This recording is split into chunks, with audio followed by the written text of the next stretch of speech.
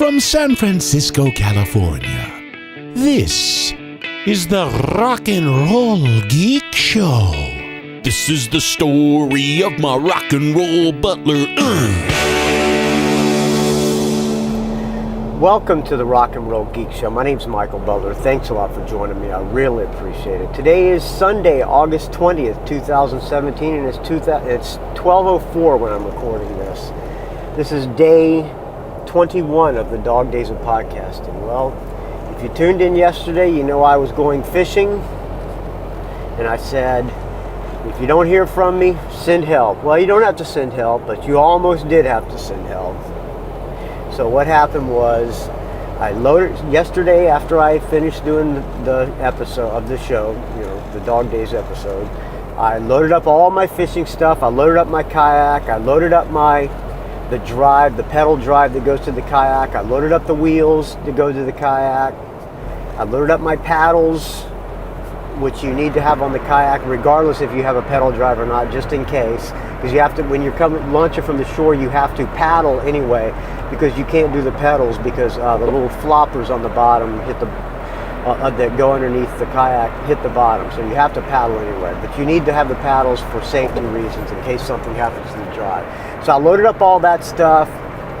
I loaded up my live well. I loaded up all my coolers. I loaded up the Yeti 65 full with 18 Tecates. Brought some wood, some charcoal, my bass, my wireless. Went down to the Joan Jett gig. When I had everything on, I'm going, I hope I have everything.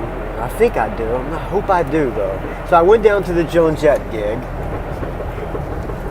I arrived there about 10 minutes before it was time to play because I was stuck in traffic. Made it just in the nick of time. The plan was to get up on stage, play the Joan Jett songs, get in my car, hightail it to Timber Cove, which is about 2.5 hours drive. So Joan Jett gig went well. I didn't make any major mistakes. It was a lot of fun playing with Karen Alvarez and the rest of the guys. It's first time I ever playing Joan Jett songs on stage. And the fun part about playing Joan Jett songs to me is I get to sing the background vocals, because she has the harmonies in some of the Joan Jett songs and some of the more lesser known Joan Jett songs like Love Is Pain and other ones like that have really good background vocals, and I never hear Joan's band do those vocals, so I wanted to be able to do those like the record. So that was fun. I got to do that.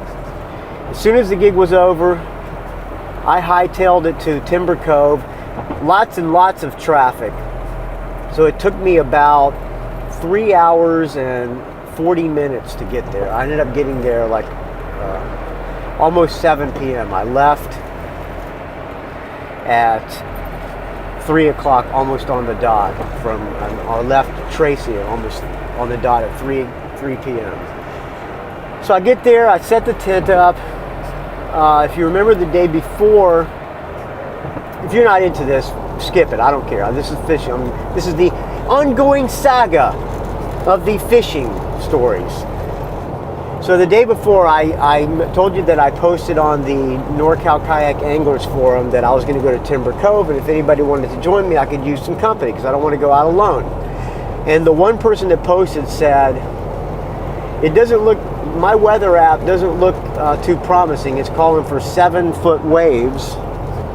But I went anyway because I had the campsite booked. So as I was driving, you're driving up the coast, and you can see the water, and well, it didn't look too bad from 300 feet up the cliff, driving along Highway 1. So I'm thinking it's going to be okay. I get there, I go down, well, it looks a little rough, but it looks doable. I'm going to do it. Sat around built a campfire, sat around by myself, drank lots of beer, just enjoyed myself relaxing next to the waterfall, and had a tent. Got pretty good and drunk, and by the time it was about 9 p.m., I was just passing out from about drinking about eight or 10 beers. Good times. Sleeping in the tent, I was hearing all these noises. Got up in the middle of the night, checked outside. I thought maybe some raccoons were destroying my campsite and trying to get in my tent. And I was having weird dreams, crazy dreams. But I got a good night's sleep. The alarm went off at 4:30. I hit the snooze button and slept until 6. First thing I did was walked out towards the beach. Well, let me take a sip of this fine iced water. I'm approaching the toll booth now. May or may not get this story done before I get to the toll booth. So if I get to the toll guy, I apologize. So I get up in the morning, walk down to the beach, which is about 100 yards from where I'm camping. Look at the water. Wow, it looks pretty rough out there. Do I want to go out? And there's a little boat launch. There's a little beach that's fairly calm. There's about a 1 foot breaker that comes in, and to the left of that are a bunch of rocks, big rocks, and waves are about 7 feet crashing over these rocks. Okay, as long as I stay in the center, I'll be fine. This is before I've had my coffee or anything. Look to the right, about 50 yards from the left side is the right side of these even bigger rocks and a cliff, and 7 foot waves crashing against those rocks. Okay, as long as I go straight through the center, I'll be okay. So I make my coffee. Nothing like coffee sitting by the campfire, man. I started the campfire as well, and started making my coffee. Have my coffee. All right, it's time to load up, time to get the kayak off the truck and get ready to go fishing. I'm going to brave it. It looks rough, but it looks doable if I just stay in the center. I turn my radio on, and I hear these fishermen out. There's no kayaks, but I hear some fishermen saying, they're biting like crazy. I'm going, yes, I'm going to catch me 10 rockfish or lingcod at least. It's going to be a good fishing day, even though it's rough out there.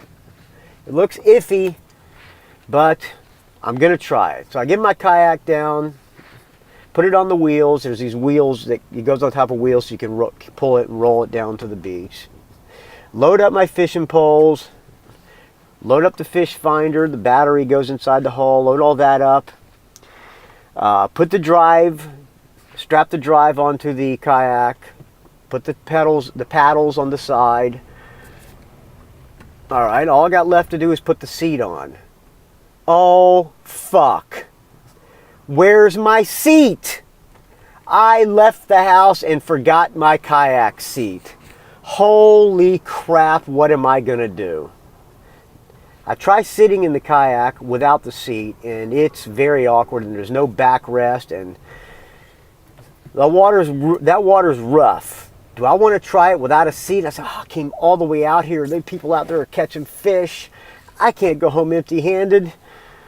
Maybe I can make a seat. So I have this little Tupperware thing that I store the camp essentials like I don't know, whatever, flashlights, lamps, lighter, blah blah blah. So I dump all that stuff out of there.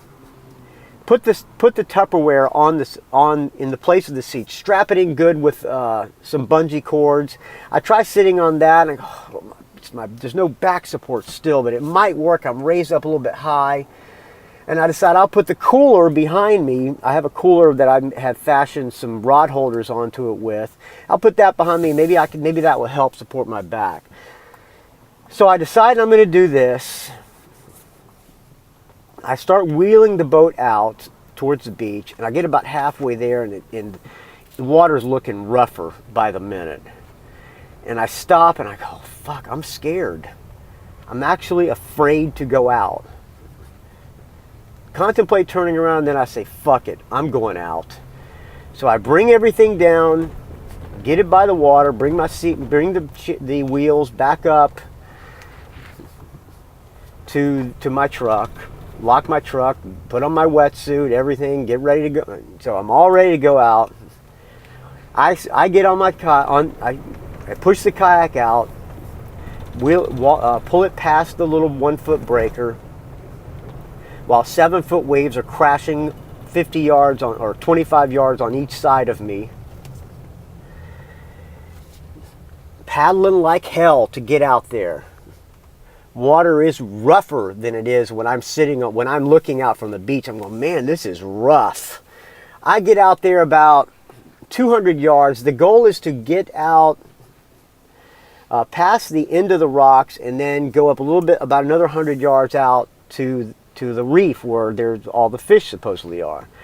I get about to those rocks. I'm about halfway to the rocks, and I drop the drive in because I'm in about 40 feet of water. Strap the pedals or the paddles to the kayak and start paddling, and crack! My seat that I made out of the Tupperware cracks. I feel it crack. I'm going, uh-oh. This is not good. I'm going to be falling down. So next thing, about 10, 15, 30 seconds later, the top of the Tupperware thing completely breaks. I'm sitting down, ass on the kayak now, on the broken Tupperware.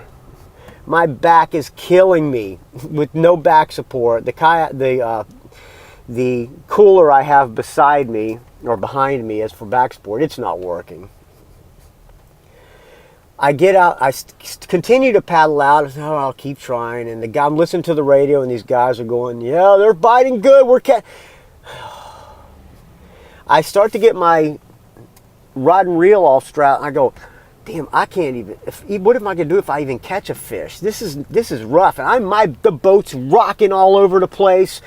Waves crashing over not waves, but white. Water crashing over the front. I'm rocking like crazy back and forth, and I'm going, holy shit, this is rough, man. I gotta turn around and go back in. I was actually really fearing for my life, and I remembered about something I heard on a kayaking fishing podcast. These guys said something that stuck with me for a long time. They said, the ocean wants to kill you, it just has not figured out how yet. That's all I'm thinking about. I got to turn around. So I turn around, pedal like a motherfucker back. I'm looking to the left of me, looking to the right, trying to get within that one little 50-yard channel to get back on the beach. Waves are crashing. The waves are pushing me towards the shore. I'm pedaling like crazy. I'm looking at the fish finder that tells you how deep you are. I get to about 20 feet. I pull in the drive, remove the pedal drive, and start paddling. Paddle. I forget to pull the rudder up, but I don't care. I'm paddling. Please, God, don't let me smash into these rocks. If I smash into those rocks, I'm a goner. My kayak, my brand new Hobie kayak is destroyed, and probably I'm destroyed as well by 7-foot waves crashing against the rocks.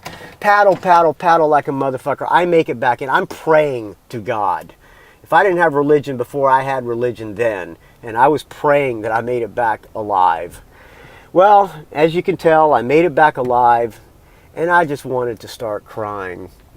I didn't get any fish. How could I have been so stupid to forget my seat? What a beginner move.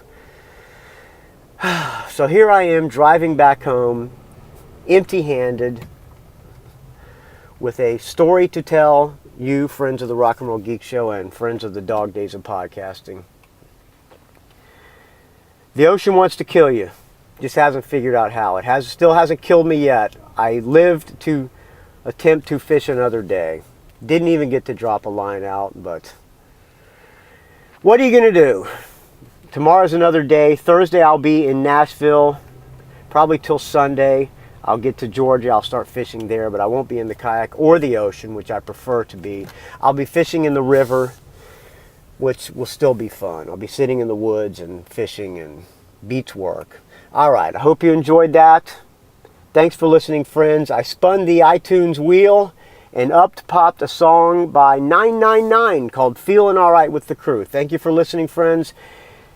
You can find this show at rockandrollgeek.com. Send me an audio comment, record it on your phone or whatever. Email it to me, rockandrollgeek@gmail.com, or you can just call area code 706-621-ROCK. That's area code 706-621-7625. Find me on the Facebook, R&R Geek. Find me on the Twitter, R&R Geek. Find me on the Instagram, Rock and Roll Geek. Don't ask. Please keep the donations coming. Without your donations, this show would die horrible, putrid, stench-filled. Forgetting your seat on the kayak, getting smashed into rocks, and bashing your head with a brand new kayak kind of death. All right, we'll talk to you tomorrow, friends, with day 22 of the Dog Days of Podcasting.